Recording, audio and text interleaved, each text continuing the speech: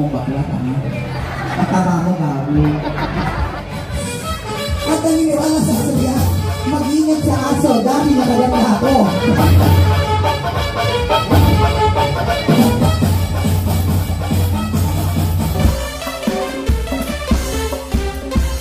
Sa oras nito, Panginoon, kami po ay hindi nagpapluwed na kayo.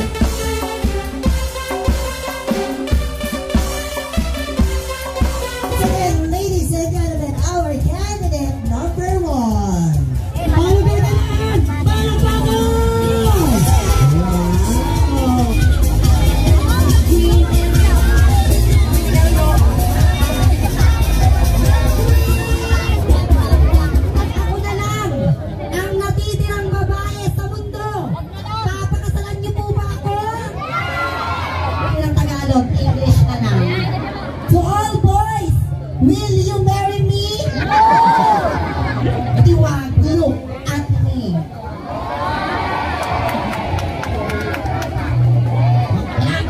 Kaya naman nung isinila ako sa mundong ito, binigyan ako ng Diyos ng mapungay na mata. At ako po, ang babaeng nag-trending sa Facebook, Instagram, ang baklang nagpauso ng Snapchat sa buong mundo. Mula sa lugar na kung saan wala ka bang ginagawa pero may issue ka na sa Namagmag Antismosa, Barangay 91.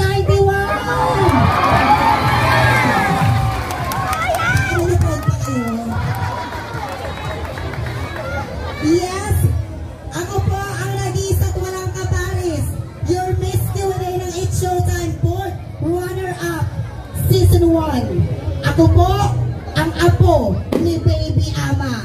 Sabay-sabay po natin palakpakan ang babaeng hindi nagdroga. Please welcome Miss Elsa Droga Mendoza.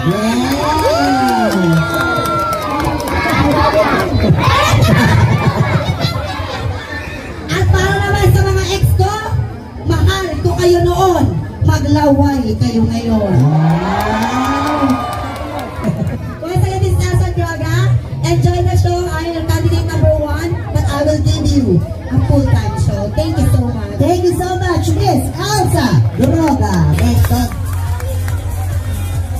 Droga. Oh! Oh! Wow! Happy Fiesta!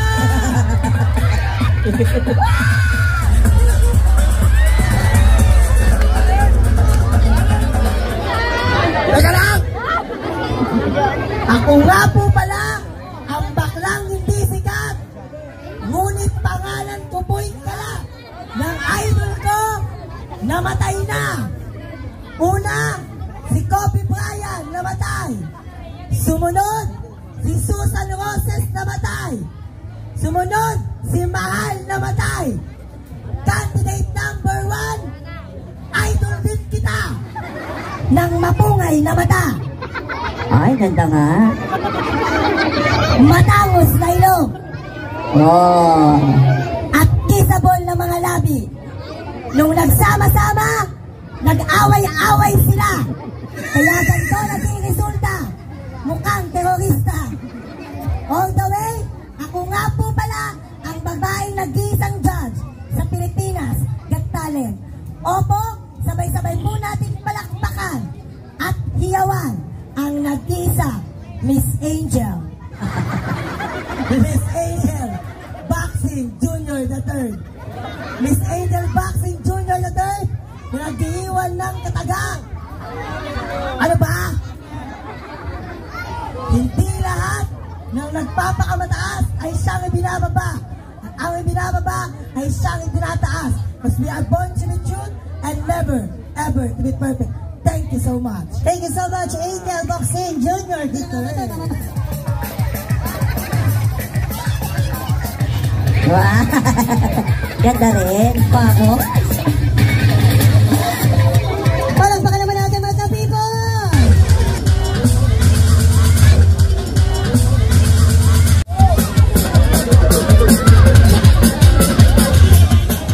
Alam nyo ba kung bakit nagagalit ang langit? Bakit?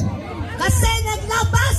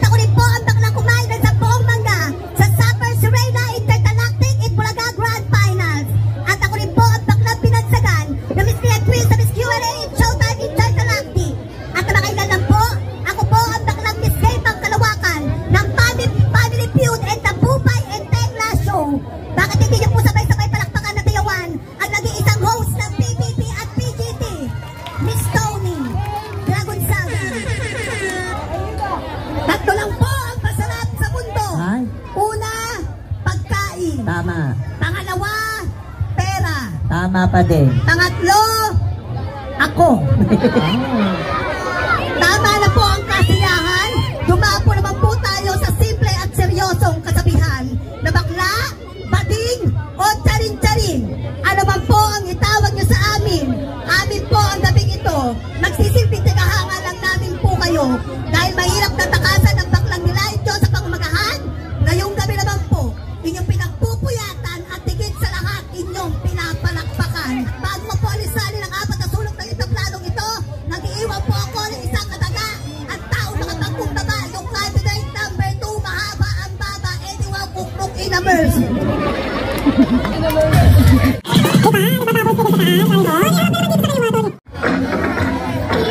Palakpakan naman natin mga people!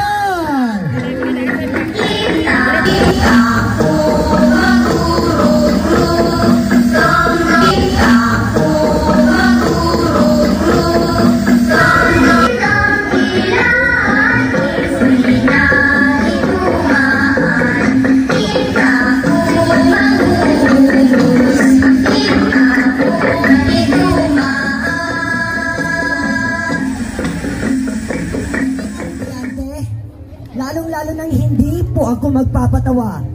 Ngunit kahit kailan, hindi ako gagamit ng mga bastos at malalaswang salita para palagpagan at hiyawan ng iba. Sapagkat 50% po ng mga manonood ay bata. Ano mang sabihin naming matatanda, kahit mali, magiging tama sa puso't isipan ng bawat bata. Alinsunod sa advokasya ng LGBT Pilipinas, kaisa po ako sa patuloy na naninindigan, naniniwala at lumalaban para sa aming mga karapatan. Kaya para sa lahat po ng mga taong naniniwala mapagtatagumpayan namin, tuluyang maisa sa batas ang patuloy namin ipinaglalaban. Ngayon pong gabi, maaari niyo po ba kaming bigyan ng isang masigabong palakpakan? Sa layo po ng aking pinanggalingan at sa ilang pagsubok na aking dinanas, narito po ako ngayon sa inyong harapan, hindi upang kutyain at laitin, kundi upang inyong hangaan. Dahil ngayong gabi, magiging bahagi kami ng pahina ng kasaysayan dito sa barangay na inyong nasasakupan. What a glamorous evening, beautiful people of this barangay. A lady in front of you is a graduate, a Bachelor of Secondary Education, major in History in Bulacan State University, and I am truly proud, summa cum laude. Yes, I am proud to say that I am a pure Bulacania, a licensed teacher by profession in Baliwag University, and one of those legendary contestants, Miss Gaypang Kalawakan, way back to 2008. My true name is Tonian Altamirano, but tonight, may Dobles allow me to stand by the name ang minsang itinanghal bilang isang fourth runner-up ng Miss Universe 2010 at nag-iwan po sa kanila ng isang major na kasagutan. Mga kaibigan, sabay-sabay po natin palagpakan at bigyang daan ang nag-iisa at walang kapares, pinipiling Maria Venus Ra, na naniniwala sa isang katotohanan kung nais mong respetuhin ka ng mga taong nasa paligid mo. Una, matuto ka munang irespeto ang sarili mo dahil kahit kailan ang tunay na respeto hindi kusang ibinibigay kundi taus-pusong ipinagkakaloob. Salamat po. Thank you.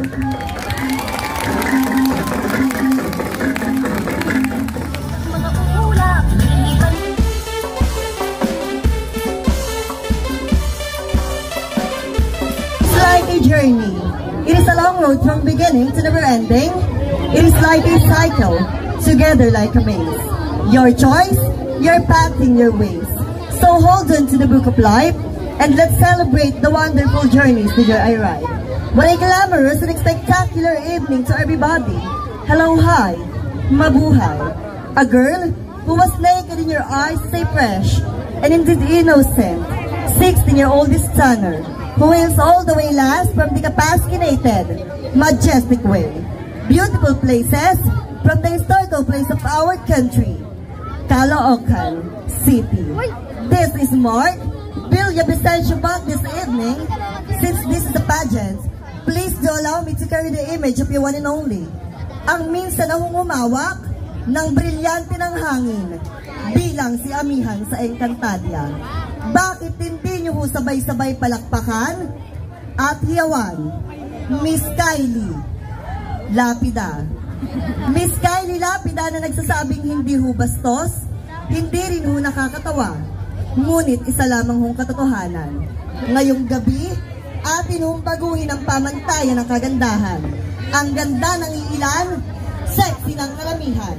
Tatapatan, papantayan, minsan pa nga po'y hihigitan ng taong nasa inyong harapan.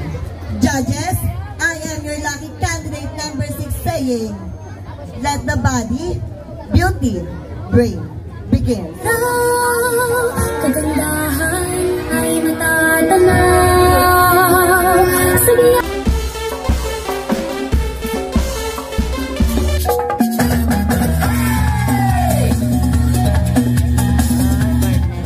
Ritmo ng tambol ay ating sabay. Palakpakan naman dyan! Iindak ang katawan. Sa bawat There you go!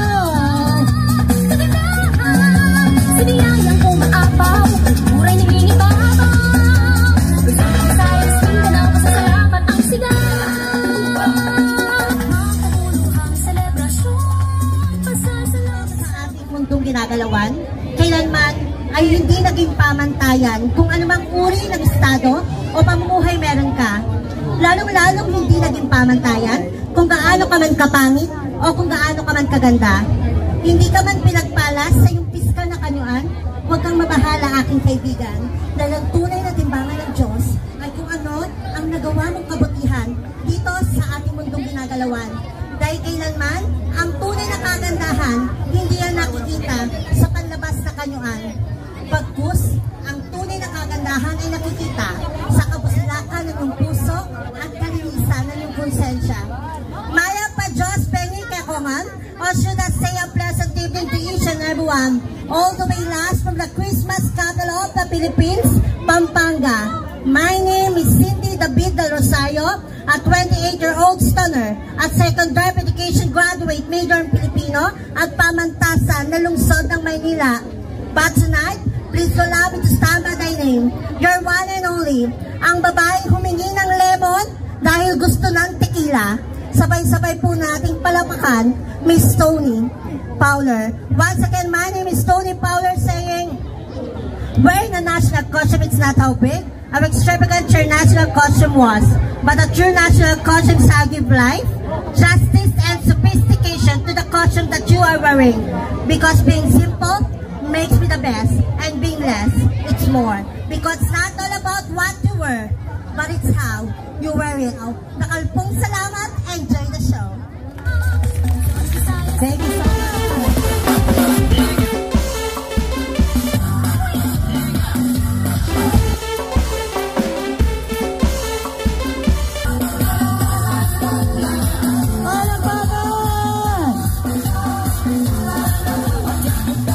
Candidate number 8.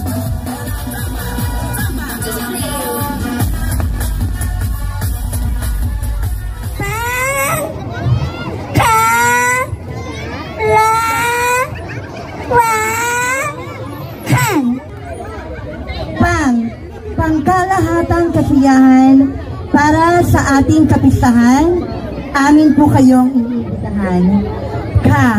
Kaliwa, kanan, dulo hanggang unahan, tama na po muna ang bangayan. Labanan, tapatan, tagisan ng talento, kakaibang ganda, at talino ng pangkalawakan, ay inyo na pong masasaksihan. Wala po bang palakpakan dyan? At kanti-kanti nyo man kami, yurakan o pagtawanan, ay handa po kaming masaktan, maibsan lamang po ang tinatawag ninyong kalungkutan. Hi, beautiful people of Tondo, Manila. I am John Fajardo Bermudez and I am 24 years old stunner. At opo, ako nga po ang nakasama ninyo sa palabas na It's Showtime, Miss Q&A Season 1, na tinanong ni Bryce Ganda kung kanino mo ipapakamot ang baba mo, kay Captain Hook Okay, Wolverine. Ako nga po ang nakasama ninyo sa Wawawin na baklang edukadong guro na nagpangaral kay Tekla sa larangan ng edukasyon bilang isang baklang parlorista na nagbukas ng Mega Jackpot. And yes, I finished Bachelor of Secondary Education, major in English at Philippine Normal University. At opo, kamakailan lamang po, I was able to take my board exam for teachers. And luckily, I am here, standing in front of you, dignified to say that I am proud licensed teacher by profession. Kung nagtataka po kayo at nagtataas ang inyong kilay, ma'am, sir, just send me your email and I will go ahead and I will send you my scholastic details.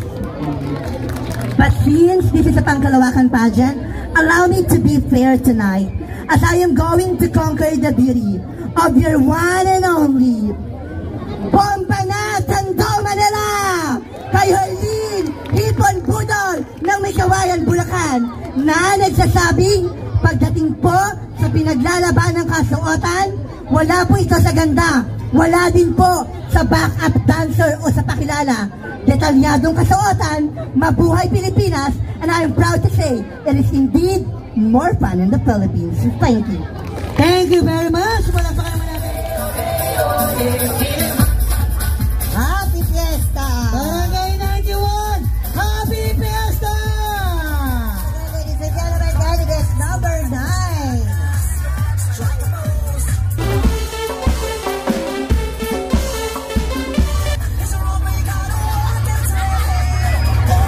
Hindi po ako magsisimula kung walang palakpakan. My name is Just Santissima, sweet 15 years old stunner. 16? O bahala kayo maghula. Opo, ako nga po pala ang nag-trending, nagpaiyak sa buong mundo. Opo, ako nga po pala ang nagpatibok sa puso ni Mr. Ding Dong Dantes. Patitipon natin sabay-sabay ang palakpakan. Binyandaan, Miss Marian Carrera. Maraming salamat po. Oh, Jun? Yes? Kaya wag na tayo magpatumpik-tumpik pa. Ito na, ito na.